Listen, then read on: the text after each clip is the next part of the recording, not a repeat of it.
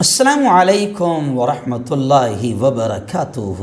دوستو، اس وقت بڑی اچھی خبر میری نگاہوں کے سامنے ہے۔ جی ہاں، ہم سب کی روح، ہم سب کا دل، ہم سب کی جان کعبۃ اللہ کے اس گھر کو لے کر وہاں سے ہمارے رپورٹر عبدالقیوم خان جو جلگاؤں ضلع کے مارول کے رہنے والے ہیں، انہوں نے بتایا کہ کعبۃ اللہ کو جو غسل دیا جاتا ہے سال میں ایک مرتبہ، یہ جو تقریب ہوتی ہے، یہ جو پروگرام ہوتا ہے، کعبۃ اللہ کو قیمتی قسم کے عطر سے اور خوشبوؤں سے غسل دیا جاتا ہے۔ وہ پروگرام گزشتہ 2 دن پہلے یعنی پیر کے دن 15 اگست کو وہ پروگرام ہوا ہے، یعنی غسل کعبہ کی روح پرور خوشنما تقریب عمل میں آئی، اور اس تقریب میں ولی عہد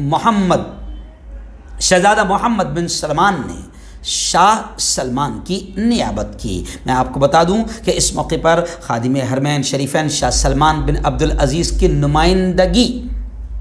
ولی عہد شہزادہ محمد بن سلمان نے کی اور کعبہ شریف کو غسل دینے کا اعزاز حاصل کیا۔ اسپیشل ایمرجنسی فورس غسل کعبہ کی رسم کے موقع پر تعینات کی گئی۔ حرمین شریفین انتظامیہ کے چیف سربراہ ڈاکٹر عبدالرحمن السدیس امام حرم اور اسلامی ملکوں کے سفارتکار، ایسے ہی علماء، شاہی خاندان کے افراد اور منتخب شخصیات نے اس مبارک روح پرور عمل غسل کعبہ میں شرکت کی۔ ان کو سعادت ملی۔ ولی عہد شہزادہ محمد بن سلمان، ایسے ہی شہزادہ عبدالعزیز بن ترکی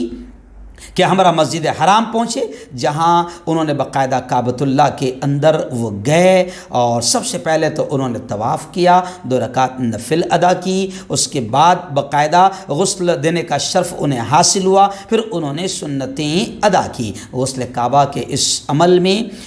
گورنر شہزادہ سعود بن نہار طائف کے گورنر، ایسے ہی جدہ کے گورنر سعود بن عبداللہ اور کبار علماء کونسل کے رکن شیخ ڈاکٹر صالح بن عبداللہ، ڈاکٹر عبداللہ بن محمد اور معزز رکن شیخ ڈاکٹر سعد بن ناصر اور جید عالم دین الشیخ ڈاکٹر بندر بن عبدالعزیز غسل کعبہ شریف کے بابرکت عمل میں شریک تھے۔